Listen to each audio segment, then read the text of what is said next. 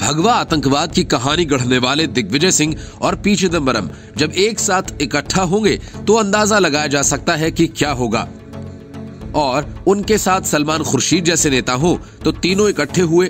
मौका भी उनके हिसाब से सही था, यूपी में चुनाव और अयोध्या पर खिताब। फिर तीनों ने मिलकर ऐसा हंगामा खड़ा किया, यूपी में जैसे तैसे लड़खड़ाती कांग्रेस का पूरा कबाड़ा कर दिया। सलमान खुर्शीद की किताब ने ऐसा हंगामा खड़ा किया कि यूपी ही नहीं बाकी राज्यों में भी कांग्रेस का खेल बिगड़ गया। इसलिए कांग्रेस तुरंत बचाव की मुद्रा में आ गई। उसने गुलाम नबी आजाद को मैदान में उतारा। आजाद ने किताब में हिंदुत्व को अफ्रीका में सक्रिय आतंकी संगठन बोको हरम जैसा बताने को गलत करार दिया। गुलाम नबी आजाद ने कहा कि हम एक राजनीतिक विचारधारा के रूप में हिंदुत्व से सहमत नहीं हो सकते हैं, लेकिन आईएसआईएस और जिहादी इस्लाम के साथ इसकी तुलना करना तथ्यात्मक रूप से गलत है और अतिशयोक्ति है। खुर्शीद की पुस्तक सनराइज ओवर अयोध्या के विमोचन के मौके पर पी चिदंबरम और दिग्विजय सिंह मौजूद थे। भाजपा इस किताब को लेकर खुर्शीद और कांग्रेस पार्टी पर हमलावर रुख अपना रही है। खुर्शीद की बुक में हिंदुत्व की तुलना आतंकी संगठन आईएसआईएस और बोको हरम से करने पर भाजपा ने खुर्शीद की कड़ी आलोचना की। भाजपा ने कहा कि ये हिंदुत्व का अपमान है, इससे भारत की आस्था को ठेस पहुंची है।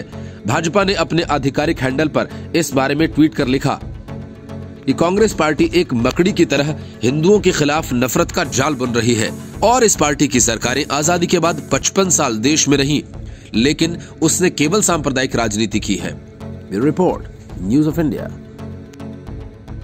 इच्छाधारी हिंदू बनकर यूपी की सड़कों पर वोट की खातिर भटक रही प्रियंका वाड्रा के अरमानों में सलमान खुर्शीद ने ऐसा पलीता लगाया जिसके धमाके चुनाव के नतीजों के बाद होंगे। यूपी की सियासी जमीन पर मुस्लिम वोट बैंक की चर्चा हर तरफ है। अखिलेश यादव और उनके चेले चपाटे जिन्ना को खोज कर निकाल लाए तो सलमान खुर्शीद ने हिंदुत्व की तुलना बोको हरम और आईएसआईएस जैसे बर्बर आतंकी संगठनों से कर डाली। सलमान खुर्शीद के इस कारनामे पर हंगामा तो मचना ही था, सो वही हुआ, लेकिन इसका असर सिर्फ यूपी में ही नहीं बल्कि पंजाब और उत्तराखंड के चुनावों में भी दिखेगा। यूपी में प्रियंका गांधी जिस सॉफ्ट हिंदुत्व का सहारा लेकर पार्टी की बंजर जमीन को मजबूत करने में जुटी हैं, सलमान की ये किताब उस मेहनत पर पलीता लगाने वाली भी साबित हो सकती है। वैसे तो सनराइज ओवर अयोध्या के शीर्षक से अंग्रेजी में लिखी गई इस किताब में सलमान खुर्शीद ने अयोध्या विवाद और उस पर सुप्रीम कोर्ट के आए ताजा फैसले की ही आसान भाषा में व्याख्या की है, लेकिन किताब के 6ठे चैप्टर में द सैफरन स्काई वाले हिस्से में उन्होंने हिंदुत्व पर जिस तरीके से हमला किया है उसने बीजेपी का काम आसान कर दिया, क्योंकि अब उसे आगामी चुनाव में हिंदू वोटों के पोलराइजेशन यानी ध्रुवीकरण के लिए उतनी मेहनत करने की जरूरत नहीं होगी। हालांकि हिंदुत्व को निशाने पर लेने का सियासी मकसद तो यही समझा जाएगा कि इसके जरिए सलमान ने कांग्रेस के पक्ष में मुस्लिम वोटों के ध्रुवीकरण की कोशिश की है, जो 1992 में बाबरी ढांचे के विध्वंस के बाद से ही उससे छिटक कर समाजवादी पार्टी का दामन थामे हुए है। लेकिन इसकी क्या गारंटी है कि वो सलमान की इस किताब से इतना प्रभावित हो ही जाएगा कि अचानक साइकिल की सवारी छोड़कर कांग्रेस का हाथ थाम लेगा। यूपी के मुसलमान के लिए सपा को छोड़कर कोई और विकल्प तलाशने की मजबूरी अगर हुई भी तो वो तब भी कांग्रेस के मुकाबले असदुद्दीन ओवैसी को ज्यादा तरजीह देगा। सलमान की इस किताब के हिंदुत्व वाले उस विवादित हिस्से के जरिए बीजेपी अब प्रियंका राहुल गांधी समेत पूरी कांग्रेस पर जमकर ये निशाना साधेगी कि उसका सॉफ्ट हिंदुत्व महज एक दिखावा है और वह आज भी सिर्फ तुष्टीकरण की राजनीति पर ही यकीन रखती है। कुल मिलाकर इस किताब ने कांग्रेस को मुश्किल में डाल दिया और सोनिया, प्रियंका, राहुल गांधी के पास अब ये कहने के सिवा कोई और चारा नहीं बचता कि वे इसे सलमान खुर्शीद के निजी विचार बताते हुए इससे अपना पल्ला झाड़ लें। हालांकि पार्टी तब भी इसका नुकसान भुगतने से खुद को बचा पाएगी, ये कहना मुश्किल है। बीजेपी के प्रवक्ता गौरव भाटिया ने कहा कि इस मामले पर सोनिया गांधी की चुप्पी तोड़नी होगी और इस पर अपना विचार साफ करना होगा। उन्होंने ये सवाल भी उठाया कि ये सोच शशि थरूर की है या मणिशंकर अय्यर की। क्या प्रियंका गांधी उत्तर प्रदेश की गलियों में जाकर ये सब कहने की हिम्मत करेंगी? उन्होंने इसे हिंदुत्व का अपमान और भारत की आत्मा को ठेस बताया और कहा कि चुनाव आते ही राहुल और प्रियंका इच्छाधारी हिंदू बन जाते हैं। विश्व हिंदू परिषद के नेता सुरेंद्र जैन के मुताबिक पिछले इतने सालों में कांग्रेस की राजनीति हिंदू समाज को अपमानित करके ही चलती रही है। जिन्होंने बार बार राम के अस्तित्व पर प्रश्न चिन्ह लगाया, जिन्होंने हिंदू आतंकवाद शब्दों को आगे बढ़ाया, जिन्होंने सिमी की वकालत की, ऐसे लोगों को हिंदुत्व का उत्थान हजम नहीं हो रहा है। अब उनके तुष्टीकरण की राजनीति का अंत हो रहा है, इसलिए उन्हें ये स्वीकार नहीं हो रहा है। Report news of India. Arvind Kejriwal कहां तो पंजाब में सरकार बनाने का दावा कर रहे हैं, लेकिन हकीकत यह है कि आम आदमी पार्टी के विधायक एक एक करके पार्टी छोड़ने लगे हैं। बठिंडा की विधायक रुपिंदर कौर रूबी के इस्तीफे का गम गहरा ही था कि आम आदमी पार्टी के एक और विधायक ने इस्तीफा दे दिया। आम आदमी पार्टी के विधायक जगतार हिस्सोवाल ने दिलचस्प तरीके से केजरीवाल की पार्टी को गुड बाय कह दिया। विधानसभा की कार्यवाही के दौरान हिस्सोवाल अपनी सीट से उठकर नवजोत सिंह सिद्धू के करीब जाकर बैठ गए और आम आदमी पार्टी से अपने इस्तीफे का ऐलान कर दिया, तो कांग्रेस के सभी विधायकों ने उनका स्वागत किया। नवजोत सिंह सिद्धू ने विपक्ष के नेता हरपाल चीमा पर चुटकी लेते हुए कहा कि ये क्या हाल बना कर रखा है, कुछ लेते क्यों नहीं। हिस्सोवाल ने कहा कि वह मुख्यमंत्री चरणजीत चन्नी के कामों से इतना प्रभावित हो गए कि कांग्रेस में शामिल हो गए। विपक्ष के नेता हरपाल चीमा कुछ बोलना चाहते थे, लेकिन स्पीकर राणा केपी सिंह ने उन्हें समय दिया ही नहीं, जिस कारण दोनों में तीखी बहस हो गई। इस बीच आम आदमी पार्टी के विधायक वेल एरिया में आ गए। हालांकि मुख्यमंत्री ने कहा कि विपक्ष के नेता को बोलने की इजाजत दी जाए, लेकिन स्पीकर अपनी बात पर अड़े रहे। उन्होंने अमन अरोड़ा को बोलने का समय दे दिया। इस पर अमन अरोड़ा ने भी स्पीकर के व्यवहार को गलत बताया। कांग्रेस के पूर्व प्रदेश अध्यक्ष सुनील जाखड़ ने ट्वीट कर आम आदमी पार्टी पर तंज कसा है। उन्होंने लिखा, एक उपयुक्त सिख मैच चेहरे की जरूरत नहीं, ये चेहरा शादी के लिए नहीं चाहिए। आम आदमी पार्टी OLX पर एक सिख मुख्यमंत्री उम्मीदवार की तलाश करने की योजना बना रही थी, परंतु अब उसके विधायक कांग्रेस में आ रहे हैं, इसलिए आम आदमी पार्टी को विधायक उम्मीदवारों के लिए भी विज्ञापन देना चाहिए। इससे पहले बठिंडा देहात से आम आदमी पार्टी के विधायक रुपिंदर कौर रूबी कांग्रेस में शामिल हो गई थीं। उन्होंने अरविंद केजरीवाल को पार्टी से अपना इस्तीफा भेज दिया था। इसके बाद पंजाब के मुख्यमंत्री चरणजीत सिंह चन्नी और नवजोत सिंह सिद्धू की मौजूदगी में रुपिंदर कौर रूबी कांग्रेस में शामिल हो गयी। इस मौके पर रूबी ने आप नेतृत्व पर जमकर निशाना साधा था। उनका कहना है कि आम आदमी पार्टी के कई विधायक कांग्रेस में शामिल होने की तैयारी में हैं। बता दें कि जगतार हिस्सोवाल कांग्रेस में शामिल होने वाले छठे विधायक हैं। Report news of India. Kangana Ranaut के आजादी वाले बयान पर अब राजनीति तेज हो गई है। कांग्रेस से लेकर आम आदमी पार्टी तक कंगना रनौत को देशद्रोह के आरोप में गिरफ्तार करने और उनसे पद्मश्री अवार्ड वापस लिए जाने की मांग की जाने लगी है। आम आदमी पार्टी ने तो इस बात की शिकायत पुलिस तक में दर्ज करा दी। कंगना को लेकर जारी जंग में अब एनसीपी नेता महाराष्ट्र सरकार के मंत्री नवाब मलिक की भी एंट्री हो गई है। हाल ही में कंगना ने कहा था कि भारत को असल आजादी 2014 में मिली। इसके बाद उन्होंने कांग्रेस पर भी सीधा निशाना साधा। नवाब मलिक ने कंगना के बयान पर तीखी प्रतिक्रिया दी। उन्होंने कहा कि ऐसा लगता है कि बयान देने से पहले कंगना रनौत ने मलाना क्रीम का भारी भरकम डोज लिया। असल में मलाना क्रीम एक खास तरह की हशीश है जो खास तौर से हिमाचल प्रदेश में पैदा होती है। उन्होंने कहा कि हम कंगना रनौत के बयान की कड़ी निंदा करते हैं। उन्होंने स्वतंत्रता संग्राम सेनानियों का अपमान किया है। केंद्र को कंगना से पद्मश्री वापस ले लेना चाहिए और उन्हें गिरफ्तार करना चाहिए।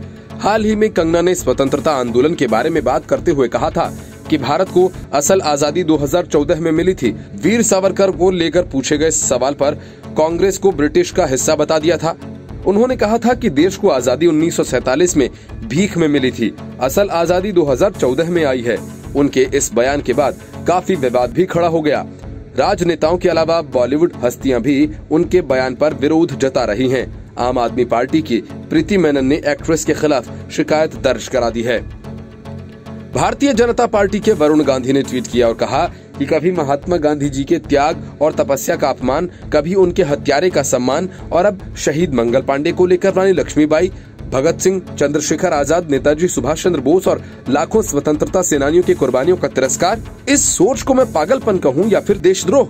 असल में देश की आजादी को लेकर सवाल उठाने वाली कंगना रनौत पहली हस्ती नहीं है। इसके पहले द्रविड़ आंदोलन के जनक माने जाने वाले पेरियार के अनुयायियों ने 15 अगस्त 1947 को काले झंडे लेकर शोक दिवस मनाया था।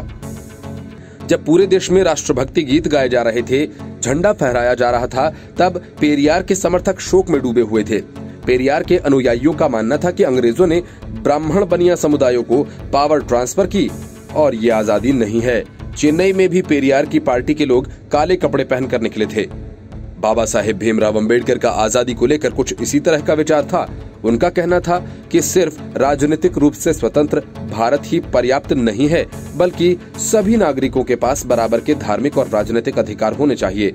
सभी को आगे बढ़ने के बराबर मौके मिलने चाहिए।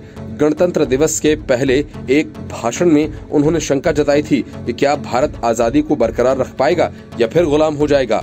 उन्होंने कहा था कि आजादी का मतलब इससे ज्यादा कुछ नहीं है कि एक राष्ट्र को खुद से अपनी सरकार बनाने का अधिकार मिलता है। उनके हिसाब से स्वतंत्रता कैसी है, इसका पता तभी चलेगा जब किसी तरह की सरकार और समाज का यहाँ निर्माण हो रहा है।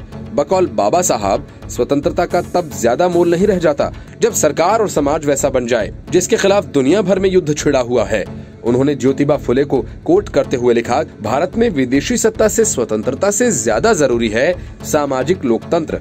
1947 में आजादी मिलने के बाद भी सीपीआई ने कभी इसे स्वीकार नहीं किया और पार्टी के वरिष्ठ नेता बीटी रणदिवे ने तब कहा था, ये आजादी झूठी है। 2021 में स्वतंत्र भारत के इतिहास में पहली बार ऐसा हुआ जब स्वतंत्रता दिवस के मौके पर प्रमुख वामपंथी दल CPI-M ने अपने मुख्यालयों और दफ्तरों में राष्ट्रीय ध्वज फहराया। Report, news of India. Salman Khurshid Hindutva की तुलना बोको हरम और ISIS से करते हैं।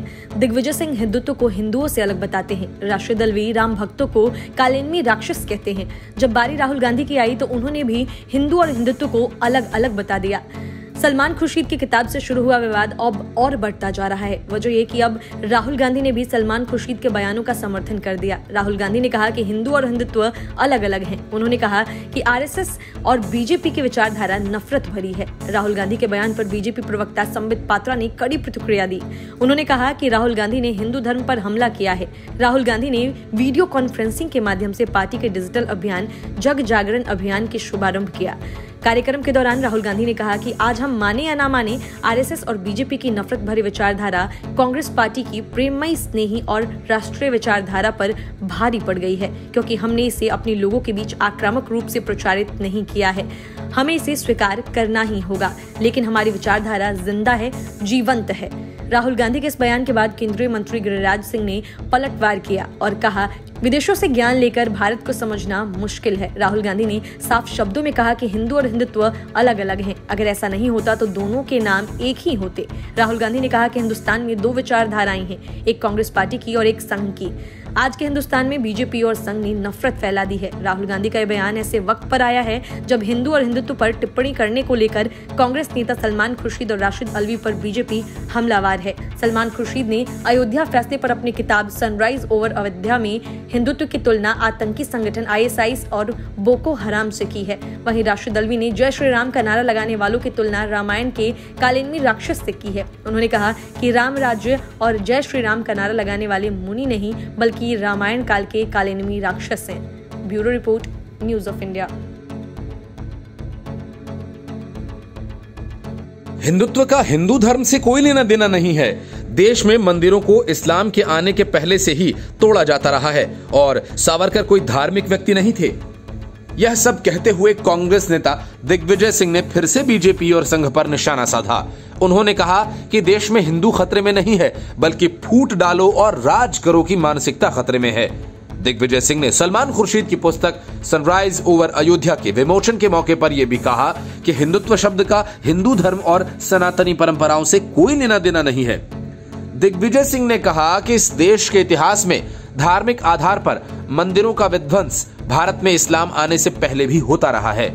इसमें दो राय नहीं कि जो राजा दूसरे राजा के क्षेत्र को जीतता था, वह तो अपने धर्म को उस राजा के धर्म पर तरजीह देने की कोशिश करता था। अब ऐसा बता दिया जाता है कि मंदिरों की तोड़फोड़ इस्लाम के आने के साथ शुरू हुई। उन्होंने दावा किया कि जब फांसीवाद आता है तो उसके लिए जरूरी है कि वह एक शत्रु की पहचान करे। डर पैदा करना, नफरत पैदा करना फांसीवाद का मूल मंत्र रहा है। मध्य प्रदेश के पूर्व मुख्यमंत्री ने कहा कि राम जन्मभूमि का विवाद कोई नया विवाद नहीं था, लेकिन विश्व हिंदू परिषद ने इसे कभी मुद्दा नहीं बनाया। जब 1984 में वो 2 सीटों पर सिमट गए तो इसे मुद्दा बनाने का प्रयास किया। उस समय अटल बिहारी वाजपेयी का गांधीवादी समाजवाद विफल हो गया था। इसने उन्हें कट्टर धार्मिक रास्ते पर चलने के लिए मजबूर कर दिया। आडवाणी की रथ यात्रा समाज को तोड़ने वाली रथ यात्रा थी। जहां गए वहां नफरत का बीज बोते चले गए। दिग्विजय सिंह ने कहा कि मैं सनातन धर्म का अनुयायी हूं। हिंदुत्व का हिंदू धर्म से कोई लेना देना नहीं है। सनातनी परंपराओं से कोई लेना देना नहीं है। यह सनातनी परंपराओं के ठीक विपरीत है। उन्होंने दावा किया कि विनायक दामोदर सावरकर जी कोई धार्मिक व्यक्ति नहीं थे। उन्होंने यहां तक कहा कि गौ को माता क्यों मानते हो, वह हिंदू को परिभाषित करने के लिए हिंदुत्व शब्द लाए। इससे लोग भ्रम में पड़ गए। आरएसएस अफवाह फैलाने में माहिर है। अब तो सोशल मीडिया के रूप में उन्हें एक बड़ा हथियार भी मिल गया है। Bureau report, news of India.